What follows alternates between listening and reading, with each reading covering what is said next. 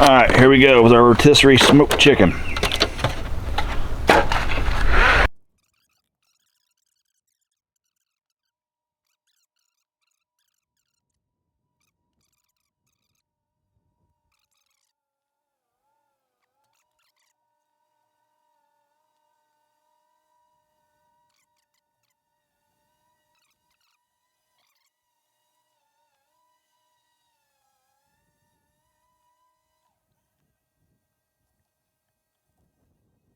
Now what I do, being an old hillbilly, all those little red and there's not so savory parts, since all this is going to be fully cooked back into another dish anyhow, I don't worry about it.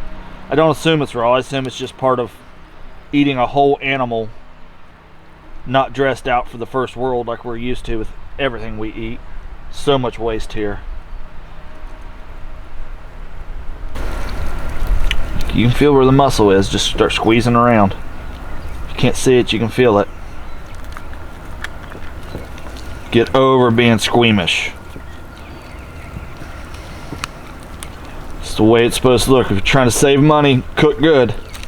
This is part of it. Now we work on presentation later when it's time to serve it. But let's extract all the nutrition out of this thing that we can. I'm breaking all these into the smallest pieces possible so I can cover it with a minimum amount of water.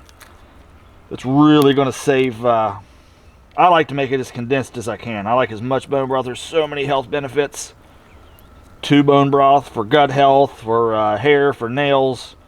I'm not smart enough to do the research. Do your own research before you just listen to some random guy on YouTube telling you how great things are.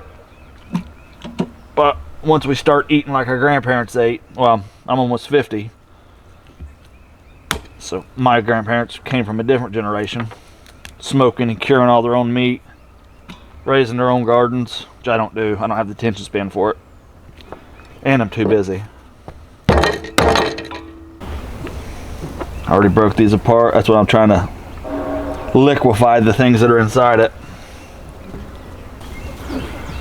Now I'm going to throw this meat over in this bowl. Actually, I'll do it right here. Clear space. I'll get it in a Ziploc bag inside the house, put it back in the refrigerator. And you'll pick through that again before you serve it. As fast as I'm moving, I'm probably missing stuff. Now, as I start chopping these off, you can see I've had them for a day, 2 days, and they're getting rubbery. This is going to be an easy fix, and they'll actually last way longer. I've had good luck storing carrots quite a bit.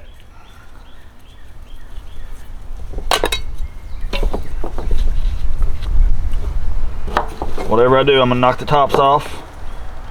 Ah, get out of there. I really got to fix this pad. It's all still a work in progress. The carrot tops and the little things, they're going in the pot.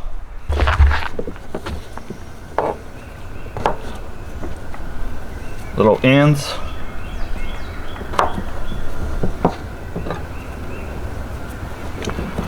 I'm going to save all these for a Brussels sprout salsa that I'm going to make. But because you've seen that they're drying out, they're getting rubbery.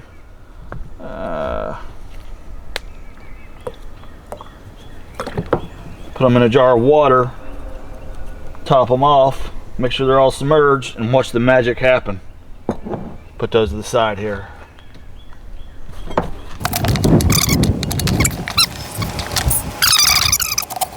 Here we go with our... Now I'm going to throw this meat over in this bowl. Everything here is at a downhill slant. I cut this down here on purpose so that I can get minimal cross-contamination. I got a spot up here. I'm gonna go higher actually to chop up all my vegetables. All right, here we go. And this is a lot of the reason I cook multiple things at a time. My next dish is going to need lemon zest and lemon juice. So I'll take my little microplane, get as much as this, and keep your fingers out of that thing. It's smart, like I just did right there. As I'm warning you, I did it.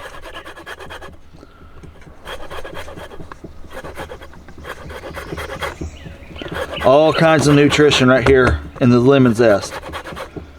If you're looking to build a healthy lifestyle, and I'm not going to go into how crazy and overboard you can get with it. Just when you're cooking, you've already got the lemon zest right there. If you're already using a lemon, use the zest. It doesn't hurt. There's actually going to be more vitamin C and other nutrients. And do your own research. I make stuff up a lot of times. But supposedly, from what I remember, there's way more nutrition as far as vitamin C and other things in the zest than the juice. And don't get crazy with it. You can see I missed some. I don't care.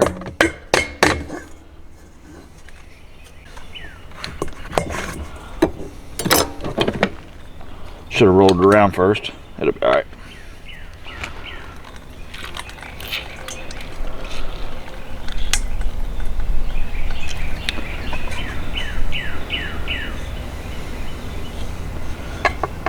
Just throw the seed right in this pot. The leftover rind in there. Wasn't much juice in that actually. Might have to do that the other one for the. That'll be enough.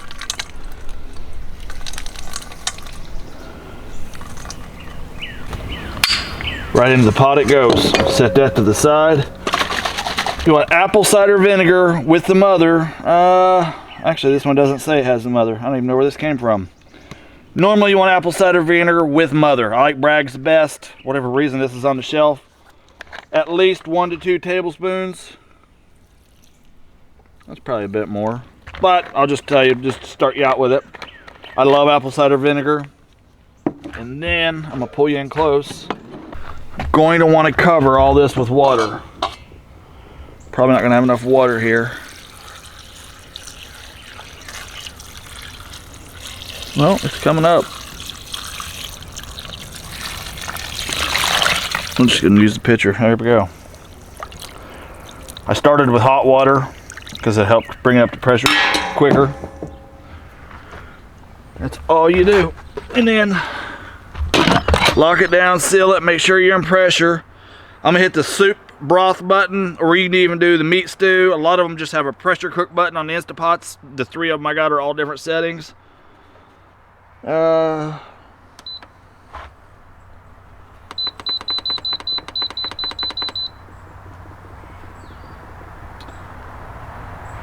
take forever to get up there. I'm gonna start it at 2 hours under pressure.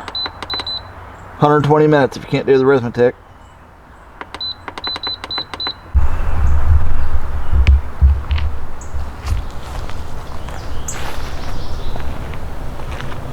Alright, it's later this afternoon here. I said 2 hours. 2 hours should work. It just ended up pressure cooking for 3 hours and then being on warm.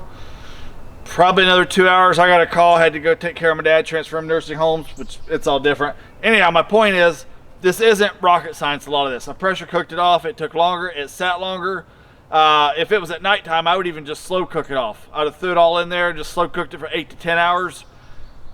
Got it done, filtered it out, all that. Right now, I'm gonna release, see if there's any pressure steam in here, release that off, open it up, use a towel to protect my hands from the heat. Then I'm gonna filter it through this strainer. Now, if you're worried about the tidbits and the particles, you can also put a cheesecloth or a couple layers of it. I found it's not super necessary. There might be instances where I need to, but at this point, all the stuff that I'm filtering out's big chunks.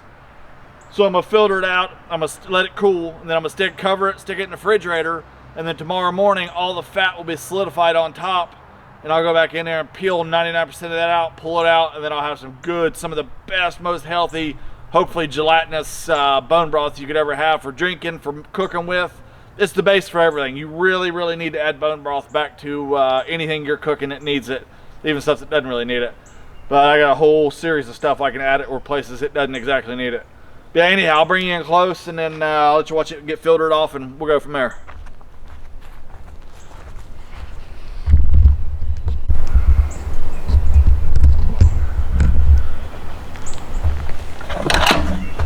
All right, no pressure, always open away from you.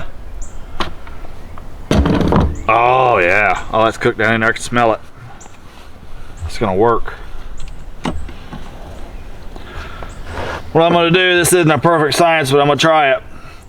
Pour towards that way it don't drop in. Which is no problem, you just gotta dirty another bowl if it does. But I'm gonna pour all that towards those.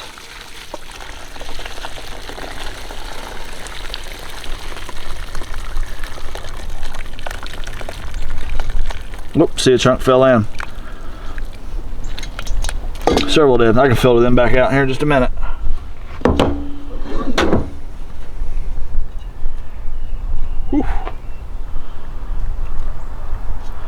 We let that drip off. I'll go get the tool I need to get those out.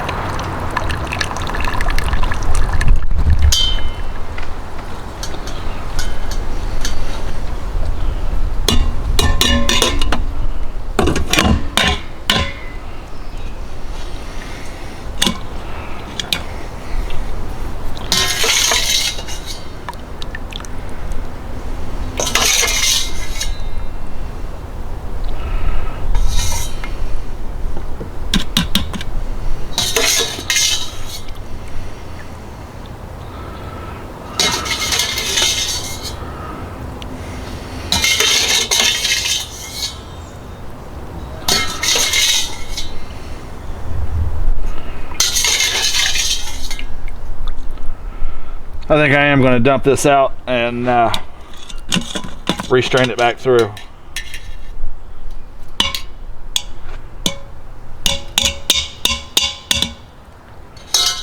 Let me go dump this pot, rinse it out, and I'll have something strain in. It's already dirtied.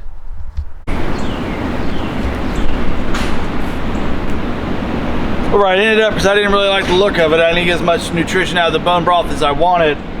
After 3 hours in a pressure cooker, what I forgot to do was let the apple cider vinegar sit in water with it cool 20-30 minutes and then bring it up to temperature and pressure cook it. That might have been what happened. It might have been 1,000 other things. It's been a while since I made bone broth actually. But, and I'll bring you in close, I've got the fat laying on top because I slow cooked it all night long. And I got up, I think it was 5 o'clock this morning. The first thing I did was pull it out, cover it, threw it in the refrigerator and let it cool so all that fat solidified on top. If this was organic, truly organic, free-range chicken, I'd leave the fat right in. I don't know where it came from. A lot of the poisons, the herbicides, the pesticides, the antibiotics, all the other crap. Do your own research. I have no idea. I heard it. And it makes sense. It's in the fat, so I want to be rid of the fat for what I'm doing here.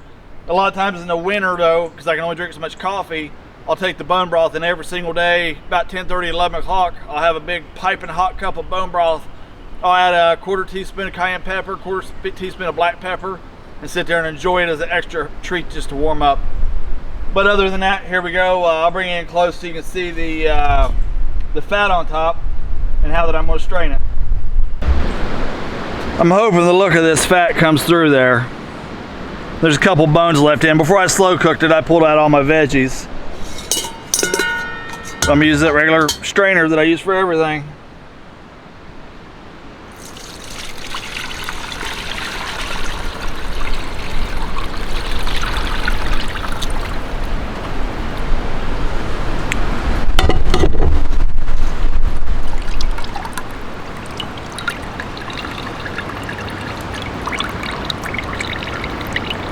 And that's it. Now if I was going to drink this, I would run it back through a cheesecloth, but since I'm eating it, there's everything in there's edible.